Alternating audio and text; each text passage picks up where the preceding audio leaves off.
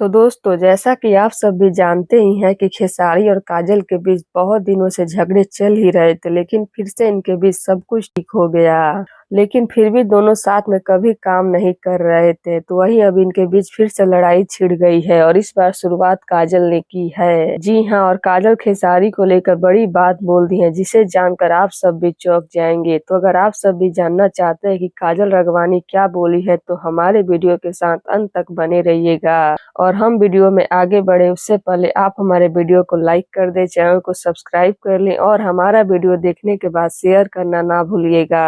तो चलिए बढ़ते हैं वीडियो की तरफ और आप सभी को हम बता देते हैं कि काजल अपने और खेसारी के झगड़े में खेसारी को लेकर क्या बोल दी हैं। तो अचानक ही काजल राघवानी खेसारी के खिलाफ बहुत कुछ बोल रही हैं और खेसारी पर बहुत सारे इल्जाम भी लगा रही हैं। और उसकी वजह ये है कि अभी हाल ही में काजल पर एक हमला हुआ था, जिसका इल्जाम खेसारी पर लगा है। और काजल भी खेसारी के सपोर्ट में ही लाइव आकर बोल रही थी कि खेसारी ऐसा नहीं कर सकते हैं, लेकिन उसके कुछ देर बाद ही खुद खेसारी पर इल्जाम लगाने लगी। और इसी बीच काजल खेसारी को बहुत कुछ सुनाती दिखाई दी, जो कि हम आप सभी को बताने वाले हैं। तो काजल खेसारी को जवाब देते हुए अपने सोशल मीडिया पर लिखी कि इंसान के साथ काम किया जाता है, हौसी जानवर के साथ नहीं, जो किसी को नहीं छोड़ता, ना वो और ना उनके लोग। जो लड़की अपना घर चलाने की चाहत रखती है, उसे काम के बहाने कुछ करना पड़ेगा, खुश करना पड़ेगा, ये इच्छा जताते हैं ये लोग। ये है इन लोगों का काला सच। तो लीजिए, इस तरह काजल राघवानी अपने लिए स्टैंड ली, तो लेकिन काजल खेसारी का भी काला चिट्ठा बाहर ला रही हैं